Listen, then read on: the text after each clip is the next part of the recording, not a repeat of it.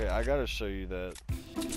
Hey, what's going on guys, and welcome back to Simply Viral. But before we start the video, make sure to smash the thumbs up button if you're a Fortnite fan, join the notification squad by subscribing and hitting that bell notification on, but also, don't forget to comment down below saying I subscribed to enter our monthly shoutouts, and we'll make sure to reply and thank as many of you as we possibly can.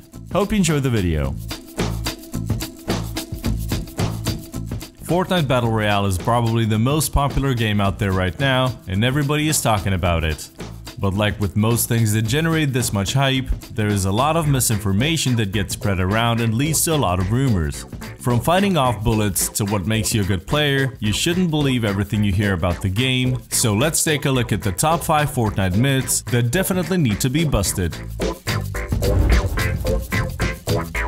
We'll jump right in with something that left Fortnite players pretty confused back in December, after a Reddit user by the name of Dr. Swoosh shared something pretty interesting. He posted a clip of an incident in Fortnite, where he had used a sniper rifle to shoot at another player who was carelessly farming resources and had no idea that someone was preparing to eliminate him.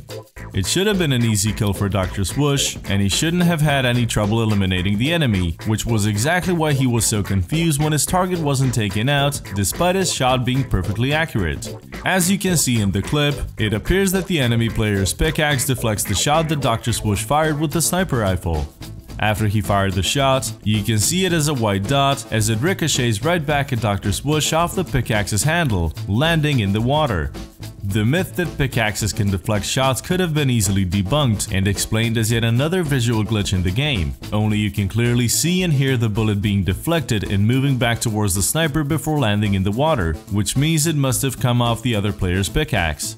But if you think that this is the only case of things being deflected in Fortnite, you're actually mistaken, as the mechanic does exist in game. As this particular mechanic does exist in the game, just not in the Battle Royale mode. Hopefully they pass by. What? He's fucking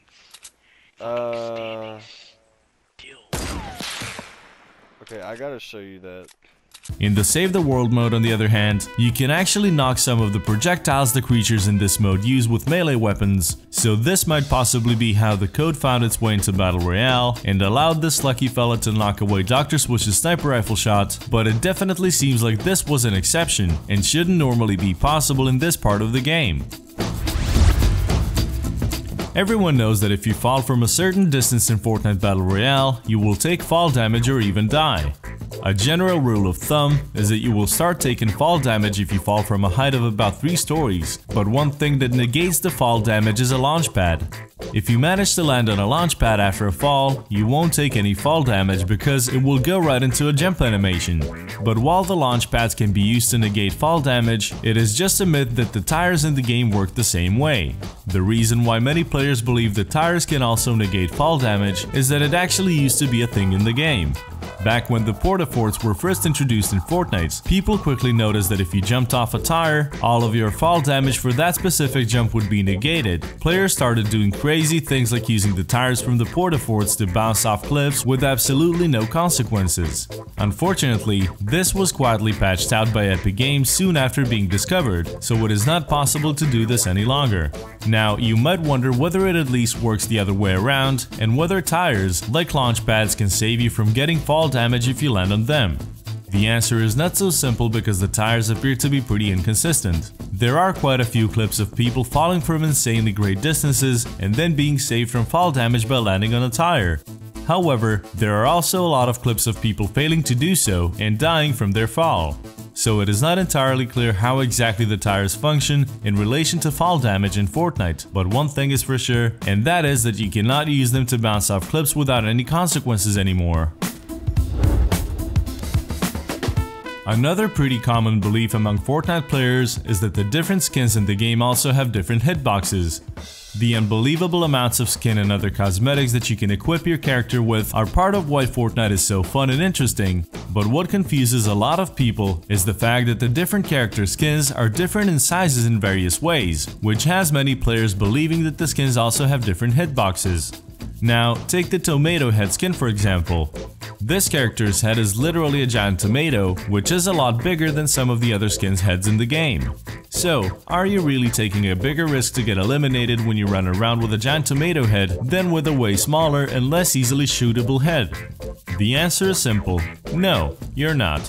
It is not more dangerous to walk around with a skin that has a bigger head, a wider waist, or broader shoulders, because the hitboxes of the character skins are all the same and do not correlate with the size of your character. People actually did an in-depth test on this and found that the hitboxes of the different size skins are not noticeably different. This is why when you shoot a player using a smaller sized character, you can sometimes land a hit on them without actually touching their body, and the same way your bullets will sometimes go right through a player using a bigger skin without actually doing any harm. Despite the myth being debunked, a lot of people will swear that the hitboxes correlate to the character's sizes and will always use skinnier, smaller characters because they feel like this gives them an advantage. And even though they are wrong when it comes to the sizes of the hitboxes, it is probably a little easier to spot a giant tomato head from the distance than spotting most of the other characters. One myth that a lot of people still seem to believe in is that you can actually shoot through the cracks of the walls of player-made structures. As you know, building is the most important thing to master in Fortnite Battle Royale, and the game's name already hints at the fact that it is based on building impressive forts in order to beat the enemy players. So, learning how to build in the game is an essential part, and beginners will often make mistakes like building a straight single ramp instead of doubling up or putting walls down in front of their ramps, which is a sure way to get killed. It is also important to know about stuff like the fact that you can click at it on your build structures and see straight through them in order to watch the area around you and make sure that no enemy can sneak up on you. And you also need to know that it is impossible to shoot through the cracks between the wooden planks or the bricks of your player-built walls. As any Fortnite player knows, when you build a wall out of wood in Fortnite, you can see through the beams of that structure, while the gaps in the walls of brick structures are a lot smaller, and you can't see anything at all through the walls of steel structures. But despite the gaps between the beams of wooden structures being so large that it seems like a bullet would easily go through, you're unfortunately not able to shoot through them. You can easily peek through the cracks of wood and brick structures, but you can't actually shoot a bullet through them. So why do people think that you can, you might wonder? Well, the reason behind this myth is the fact that there are actually certain wooden structures in Fortnite that allow you to shoot through the cracks between the beams, but these are not player-made structures. If you try and shoot through the cracks in the walls of the structures you have built, all you will end up doing is damaging or even destroying your own structures, which is something that will almost always get you killed. Unfortunately, the hitbox for wooden structures is exactly the same as the hitboxes for all the other structures, regardless of how big the cracks in the walls might be.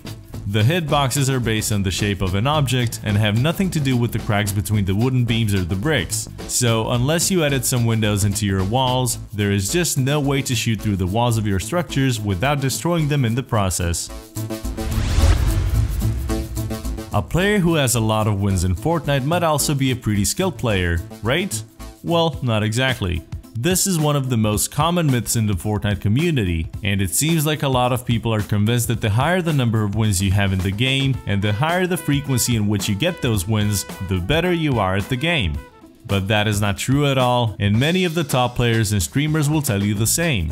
There is actually a pretty big difference between playing for kills and playing for wins in Fortnite Battle Royale, since you could just hide out in a bush or a tree somewhere and not engage anybody the entire game and then just come out at the last second, get one kill and be the last player standing.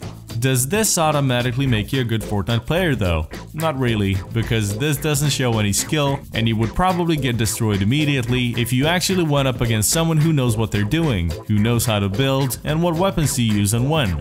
Although skilled players usually have a high number of wins, you should keep in mind that it is not necessarily true the other way around, and that a high win count doesn't dictate a player's overall skill.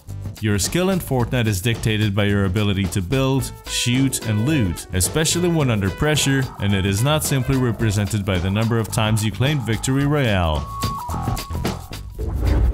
Thank you for checking this video out, and don't forget to smash that like button and also subscribe for new videos every day. Turn that bell notification on and comment down below that you subscribed, and we'll make sure to reply and thank as many of you as we possibly can.